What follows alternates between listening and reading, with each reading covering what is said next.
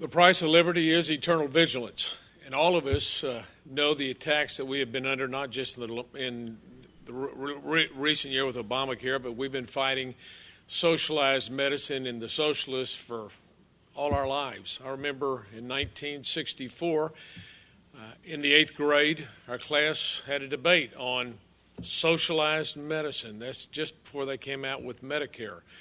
And I come from a strong conservative household, so you can imagine which side of the debate I was on. I debated for free enterprise in medical care, and that was back when I was 14 years old. So it's been in the genes, carried over, so the fight has been there to fight the socialists and their desire to control our lives and our country in every way. And there's a real awakening in the country, and it's because of organizations and individuals and members of organizations like AAPS that are really doing the tremendous job in doing this. You know, this organization has fought socialized medicine ever since its inception in 1941 we were founded, 43. It's fought it all the way. The AMA is rolled over. It's not even a weak sister.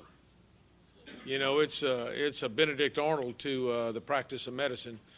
And this organization, the few members that we have, the few thousand members we have been able to stop socialized medicine with other allies across the country, and AMA, with its hundreds of thousands of doctors, have not been able to implement their program. So that's a real credit to the fact that truth wins out. You know, you just can't displace, well, the truth is there and it stands. And no matter what you do, you just stand with the truth. And win, lose, or draw, you know the truth always comes out victorious.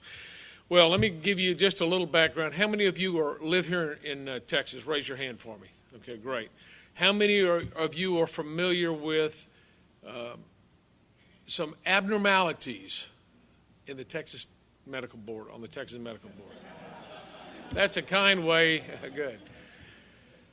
Abnormalities, sheer deception, lies, thievery, dishonesty is really the more correct way to say what's been happening. Well, the Texas Medical Board has policies that they allow confidential and anonymous complaints to be filed by drug companies, pharmaceutical companies, hospitals, attorneys, competitors against physicians like yourself. They have star chamber proceedings that they call informal settlement conferences, where the physician is testified against by anonymous witnesses who testify in writing against him. You don't even have a chance to know, one, who your accuser is. You don't have a chance to know who testifies against you, what kind of doctor they are, where they're from. Then when you're in your conference, you can't even take notes on a computer. You can't do a taping. You can't do a videotaping of the conference. You're treated really like you're a criminal. They consider you guilty before you walk into the room. They've already made that decision or you wouldn't be there. And it's a settlement conference. You come there to settle with the board. In other words, to admit that you've done wrong in your practice of medicine and that you're going to take their punishment. If you don't agree to do that, they use intimidating practice. If you decide to go to the next level, which is called the SOA hearings, which is the State Office of Administrative Hearings, to go to the next level, they'll tell you, well, if you didn't agree with this here, then we're going to take away your license unless you agree to these penalties that we're going to impose. All these activities go against what is called legal due process, which is part of the United States Constitution, guaranteed to criminals, that criminals always, if you're charged with a criminal activity, you would always have the opportunity to know who your accuser was, who testified against you, and you'd have an opportunity to have witnesses testify in your behalf, and you would have a fair hearing. That's not allowed to a physician who has a complaint filed against him.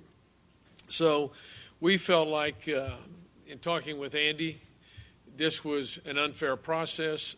We know many physicians, including myself, who've had complaints filed against us that were bogus. We ended up getting dismissed after spending tens, even hundreds of thousands of dollars. I wrote a book, Hormones, Health, and Happiness, several years back. Within 3 months, I had 3 anonymous complaints filed against me because of advertising. I write a book, you know, now that I'm on a radio program, been on it for years, and all of a sudden we have these complaints filed. Well, you got to fight them. And that means you have to hire an attorney. And for the small doctor, who's a one-man shop or one-woman shop with a few nurses, the medical board files, you get a complaint filed against you, you get a letter from the medical board, it would put the fear of God in your heart because it's going to cost a lot of money to fight them. And most doctors, frankly, capitulate to the board. They're intimidated, and they don't have the wherewithal to fight them. We happen to have a large enough practice that we're able to fight the board. And I talked with Andy. First thing we did, we filed a federal lawsuit. AEPS filed it against the Texas Medical Board over these very issues. And then in the last legislative session last year, we introduced legislation to reform and transform the medical board to eliminate confidential anonymous complaints, anonymous witnesses, to allow legal due process for doctors, and a host of other changes in the Texas Medical Practice Act. We did pass these in the House committee. They did not pass in the Senate. We couldn't get them over to the Senate because the Democrats chubbed the voter ID bill in the House, and those of you who remember that, killed several hundreds of bills were blocked in the House because there was basically, for better terms of it, a filibuster by the Democratic state representatives.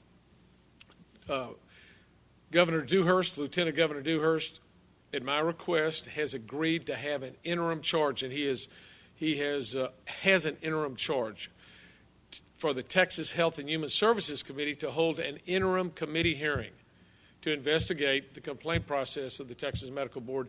An interim hearing means it will be held in the interim between the last session, which ended in May 2009, and the next session, which starts in January 11. So this year, he has issued a charge to the committee to hold an interim hearing to investigate the Texas Medical Board. Senator Robert Nichols will be his leader on that. When I found this out about 2 weeks ago, I was contacted by Senator Nichols, who wanted to help us pass in the Senate last time. He said, "I'm your man. Let's get together and let's get this thing done." The goal will be in the hearing is to have physicians like yourselves who may have had problems with the medical board. Please contact our office. If you have any problems with the medical board, let our office know, because you will have an opportunity then to testify before the Texas Health and Human Service Committee. They'll get the facts together. Then we'll redraft legislation, and our goal will be, of course, to pass legislation that would reform and transform the Texas Medical Board in the 2011 legislative session. That's really our key focus. So please let me know. I'm Dr. Steve Hotze, H-O-T-Z-E, and you can contact anybody in the leadership in AEPS, and you get our phone number. But if you had a problem with the board, please let us know, because we had the same interim hearing last session in the House, and we had very great success. That's what we passed out of the House. The House Appropriations Committee held a hearing which lasted 11 hours, and they really tore into the medical board, and it was great. And we need to keep the pressure on the medical board. In closing, I want to just remind you this. The best thing to do when you're faced with bullies is stand up and hit them in the face, hit them in the nose. And the bullies are the regulatory agencies of the country, the FDAs of the world, the Texas Medical and the medical boards of the world. And instead of being fearful of them, stand up for your rights and say, we're not going to do it. This is enough is enough. You've got to change the way you do things. You can't operate illegally the way you've been doing things. Mind you, let me just tell you how bad it was in Texas. Some of you may know this. The